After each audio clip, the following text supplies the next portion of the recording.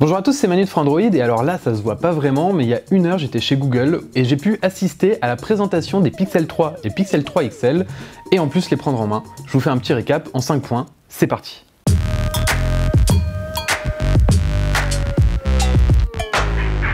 Alors le premier point, c'est le design. Même si ça n'a pas beaucoup changé par rapport à la génération précédente, on a quand même quelques différences, notamment au niveau de l'écran, puisqu'on a des écrans plus allongés, 5,5 pouces sur le Pixel 3, 6,3 sur le Pixel 3 XL, et on a réduit un petit peu les rebords, qui étaient quand même assez gros. On a une encoche sur le grand format, on n'en a pas sur le petit format, mais il y a des bordures qui sont un petit peu plus grosses. Alors elles ne sont pas aussi grosses que le Pixel 2, puisque le premier Pixel 2 de l'année dernière était quand même vraiment très gros à ce niveau-là. Là, on est plus dans la légèreté, d'ailleurs il est beaucoup plus léger en main, plus dans les rondeurs, il est plus agréable en main, il est plus doux, il semble plus fin et les bordures sont également plus fines, même si elles peuvent paraître un petit peu grosses par rapport à des smartphones aujourd'hui où on n'a quasiment pas d'encoche, quasiment pas de bordure et forcément ça fait un peu pâle figure, mais il faut pas oublier qu'on a quand même le double haut-parleur frontal qui fait que ça justifie un petit peu ce côté-là. Pour ce qui est du Pixel 3 XL, donc on a cette encoche qui est vraiment très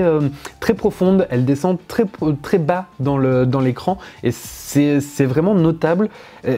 Je vais oser le mot, mais c'est aussi moche en fait que sur les designs qu'on a pu voir auparavant. C'est assez troublant. Après, il y a quand même un très gros effort qui a été fait sur l'écran. C'est des écrans OLED vraiment magnifiques et d'ailleurs DisplayMate les a notés comme étant les meilleurs écrans actuellement disponibles sur le marché, devant le Galaxy Note 9 et devant le dernier iPhone.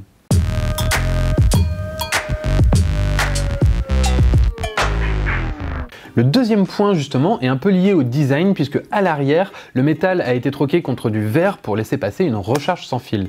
Donc la recharge sans fil, ça va fonctionner avec un nouvel accessoire qui s'appelle le Pixel Stand qui permet de poser le téléphone quasiment à la verticale, un petit peu incliné sur la table, de recharger sans fil le téléphone avec une vitesse de 10 watts, donc c'est pas la super méga charge rapide, mais c'est quand même de la charge qui est plus élevée que celle d'Apple.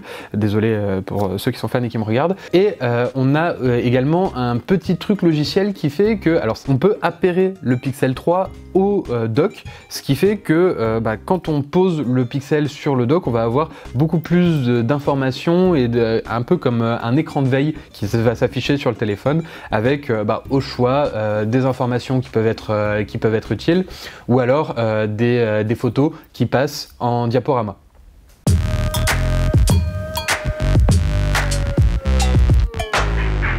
Le troisième point important, c'est les selfies, puisqu'on a désormais 2 capteurs en façade avec la possibilité de prendre des photos en grand angle. Alors c'est pas le premier à le faire, mais c'est vrai que c'est assez rare sur les hauts de gamme et du coup c'est plutôt cool de pouvoir se dire que quand on fait des selfies en groupe, qu'on est plusieurs, on n'est pas obligé de se coller et de tous avoir l'air un petit peu tordu pour essayer de rentrer dans le cadre.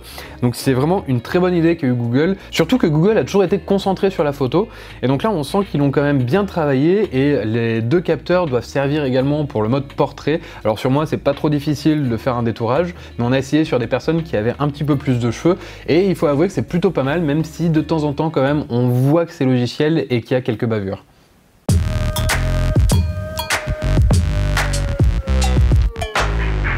Ce qui m'amène au quatrième point, à savoir la photo, et là-dessus Google comme d'habitude a vraiment mis le paquet.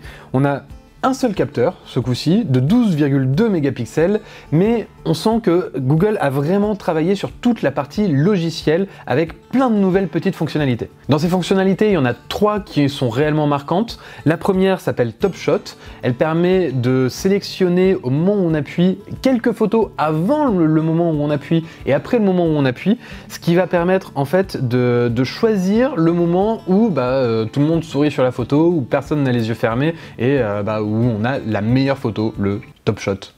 Le deuxième mode, c'est le Super Res Zoom. Alors ça veut dire super résolution. C'est un petit peu compliqué parce qu'ils l'ont pas montré plus que ça, mais grosso modo, vous zoomez dans l'image, c'est un zoom numérique, mais avec l'intelligence artificielle, il fait en sorte de pas perdre trop de définition sur la qualité d'image. Donc c'est de la super résolution quand on zoome. Ça porte bien son nom, mais on n'a pas pu voir énormément de détails là-dessus et il faudra quand même attendre le test complet pour savoir vraiment ce que ça donne. Et le troisième mode qui m'a vraiment marqué, c'est le mode Night Sight, vision nocturne si vous voulez, et ça permet de prendre des photos de nuit sans flash, avec une lumière, une luminosité qui va être bien meilleure que si vous la preniez comme ça. Dans l'idée, c'est plutôt pas mal. Après, on sent quand même que c'est un petit peu... c'est fait logiciellement, ça se sent. Et il faudra voir si on arrive quand même à tirer des clichés assez naturels avec ce mode.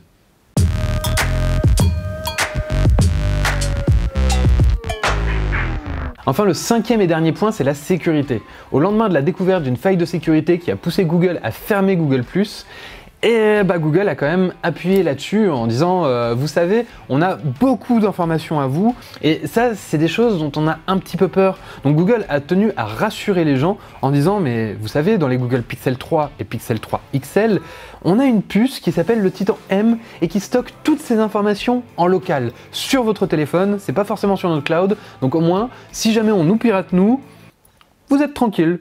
C'est bien d'avoir cette petite puce qui va assurer un petit peu déjà de tenir à distance du reste du système toutes les informations de sécurité, toutes les informations un petit peu sensibles et de l'avoir de manière matérielle plutôt que de l'envoyer dans le cloud.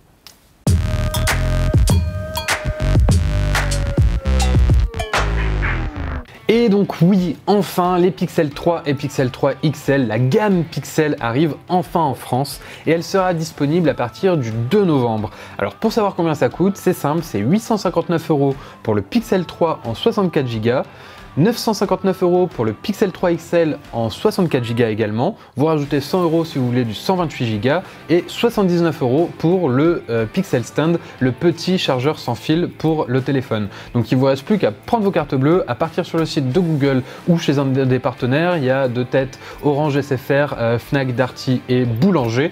Vous allez précommander l'un des deux téléphones et ils seront disponibles à partir du 2 novembre. Nous on a essayé d'en précommander un, on doit attendre jusqu'au 7. Dommage. Maintenant, je n'ai pas pu les essayer vraiment en profondeur, on fera un test dès que possible. Si vous voulez le voir, abonnez-vous et moi je vous dis à bientôt sur Frandroid.